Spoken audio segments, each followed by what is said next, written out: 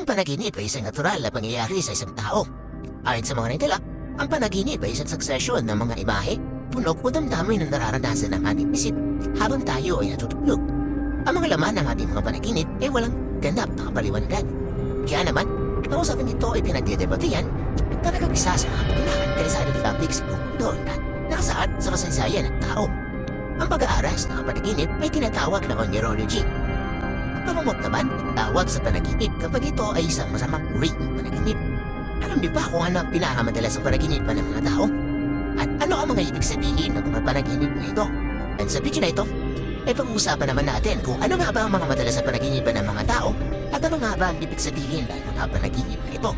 Pero bago tayo magsimula, kung ikaw ay bago pa lang sa ating YouTube channel at naghahanap na ng ganitong klase ng content, kung saan ikaw ay may natututunan at may malalaman ka mga bagong interesadong bagay-bagay sa ilang minuto mong pagtambay sa channel na ito, ay hihayaan kitang i-click na ang subscribe button at syempre, click mo na rin yung bell icon at the same time. So, in case na may bago akong video, ay updated ka. At narito ang mga pinakamadalas na panaginipan ng tao at ang kanilang maaaring ibig sabihin at ang mga ibig sabihin ng ito. Number 10, hinahabol. Sa gantong panaginip, karaniwan hinahabol ang nananaginip ng tao, hayop, mga kakaiba na nakakatakot na nilalang.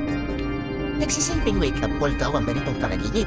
Maaari raw kasi ikaw ay may isang bagay na hindi mo maawin sa iyong sarili. Ang mga tao o hayop ay siyang nagre-represent mga bagay na hindi mo matanggap. At ang mga negatibong enerhiya at masamang nalala ay sumasalamin sa mga bagay o aral na dapat upang matutunan. 9. Nalululod. Ganito panaginip ay sumasalamin sa parte ng iyong buhay na yung iniiwasan o hindi mga sanayan. Isa din daw, ito ay babalaan na may mangyayaring hindi maganda. Number 8. Natrap. Kapag nananaginip na natrap ka sa isang lugar, ito daw ay maaaring kapit sa iyong kasalubuyang sitwasyon o pangyayari na hindi mo makasanayan o pakiramdam mo ay wala kang magawa kundi ang sundin ng bagay na ito. Wala kang choice kundi gawin at tanggapin. Dapat na matuto kang tumanggap ng mga possibilities at pagbabago. Ipinapayo daw na ito ay i-open up sa risap pinagkakatiwalaang tao. Number 7. Iniiwan ang minamahal na tinatawag na emosyon. Kapag daw ikaw ay nanaginip kung saan iniwan ka daw ng iyong minamahal mapatiyowang man o asawa, ay may insecurities ka raw na nararamdaman o may kinalaman naman sa inyong kasalukuyang estado ng relasyon ng inyong minamahal. Maaaring hindi ka kontento sa iyong partner o sa nangyayari sa inyong relasyon. Minsan daw, dapat na matutunan na huwag iasa ang kaligayahan sa iyong partner kundi dapat kayo ay magbigayan. Dapat natanggapin ang ilang mga bagay-bagay yung mga factor sa inyong relasyon kung hindi man ito ayon sa inyong ninanais.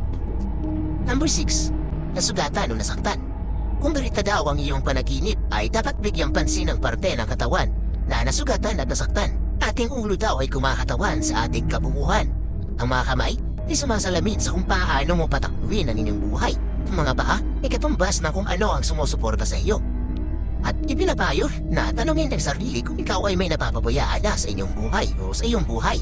Provide, nabubumi o nalalagas ang mga ngipin. Malamang, saka nasa nanaginip ng panaginip na ito. Panibig sabihin doon ito ay sumisimbolo sa pagkakaroon ng problema sa pagpili ng bagay o desisyon. Pakiramdam natin ay nahihirapan tayo makipagkomunikasyon sa mga tao tungkol sa ating salubin at hindi makapagsalita sa harap ng maraming tao. Ikaw din daw ay may nagdududa o ikaw din daw ay nagdududa sa kakayahang alagaan ang iyong sarili. Sa mga pamahiin naman, ay ito daw ay isang babala na maipapanaw. Number 4. Nakaubad sa harap ng maraming tao. Ang pananaginip na nakaubad sa harap ng publiko, ngunit tila walang nakakapansin. Ang ibig sabihin nito ay ikaw ay may mababang pagtingin sa iyong sarili. Pakiramdam mo, ikaw ay may mahina sa paningin ng ibang tao. Kulang ka ng kumpiyansa sa iyong sarili. Ang ganitong panaginip ay common sa mga reserve na taong may mataas na pamantayan. Mag-practice ng mga bagay na makakatulong na tumaas ang iyong self-confidence. Number 3. Naiwan ang sasakyan gaya ng eroplano at iba pang pang-transportasyon. Kadalasan daw, ito ang mapapanaginipan kapag ang tao ay may importanteng desisyon na gagawin. Dahil pakiramdam nila ay hindi pa sila handa o talaga hindi pa sila handa gawin ang bagay na iyon o desisyon na iyon. Pwede rin daw, ikaw daw ay may nakalikhang gawin o napalagpas na oportunidad. Number 2. Dinalaw ng patay. Ito daw ay dapat na hindi katakutan gaya sa mga pamahiin. Ipinapakita lamang daw na sa ganitong panaginip o sa ganitong uri ng panaginip ay pinapakita ang konsepto ng pamahalan na nagbibigay sa mga tao, buhay man o namayapa na. Lastly, number 1, ang mga natural na sakuna. Ang pananaginip ng bagyo, tsunami, tornado o lindol ay nagpapahiwatig na may isang maladramang pagbabago sa iyong buhay na maaaring hindi bahagi ng mga bagay na nakasanayan ang gawain. Ibig sabihin, ito daw ay dapat mong tanggapin ang malalaking pagbabagong maaaring maganap sa iyong buhay. Yan lamang ang video para sa araw na ito. Tandaan, kung nakakaya o bakit ba ng mga panaginip, hindi ito dapat nakatungdan mag-post. Tanggapin at baka ito ay makatulong na palakasin ka sa pagharap sa mga problema iyong inaharap. Dito ko na tinatapos ang video na ito, nawa ay may natutunan kayo. Kung mayroon nga ay maaari mong bigyan ng thumbs up ang ating video. Kung wala naman, ay maaari mo rin bigyan ng thumbs down ang origin na ito. At dito na lang tatapos ang ating video. Salamat sa iyo pa rin.